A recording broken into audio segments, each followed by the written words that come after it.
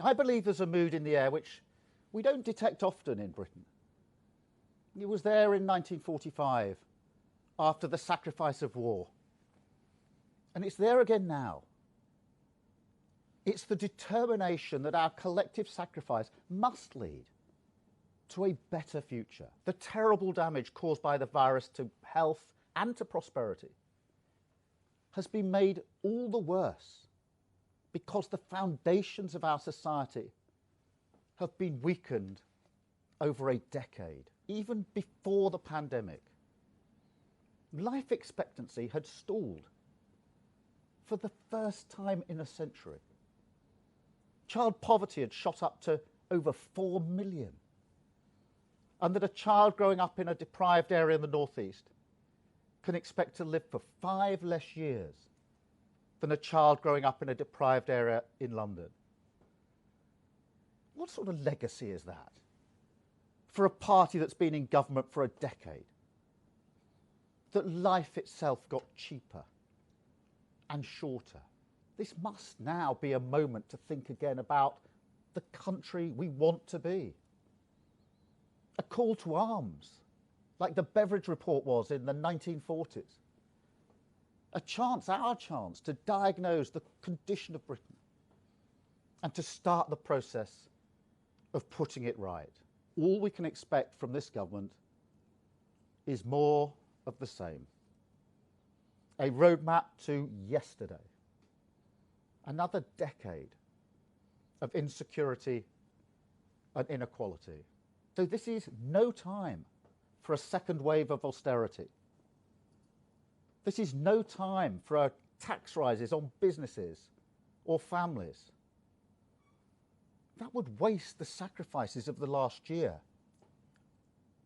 And it would choke off our recovery.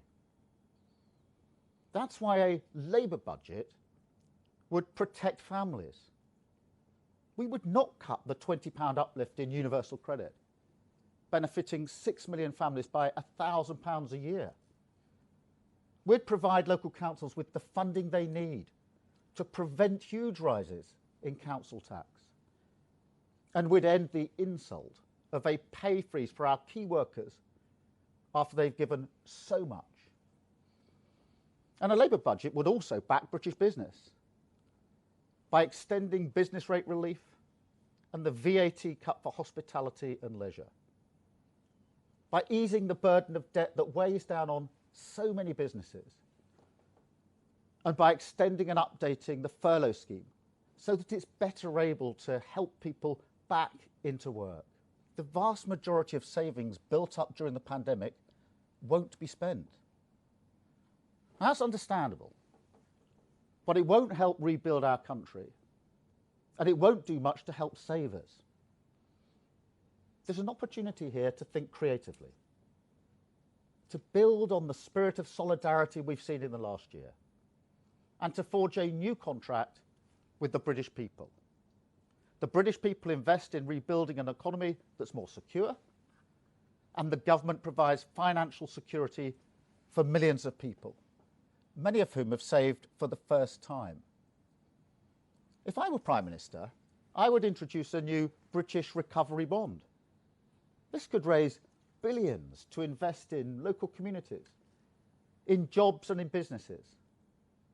It could help build the infrastructure of the future, investing in science, in skills, in technology and British manufacturing. Under my leadership, Labour's priority will always be financial responsibility. I know the value of people's hard-earned money, and I take that incredibly seriously. And I know that people rightly expect the government to look after their money, to invest it wisely, and not to spend money we can't afford.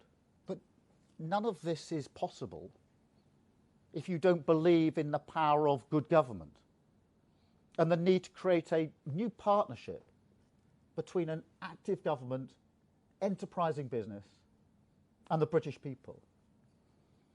The Conservatives are incapable of this.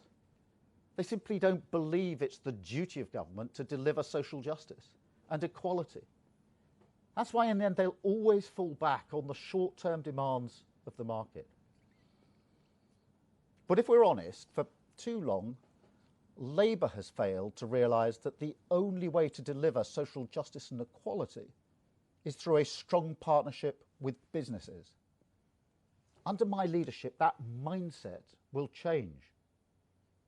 I believe in the power of active, enterprising government, working alongside British business.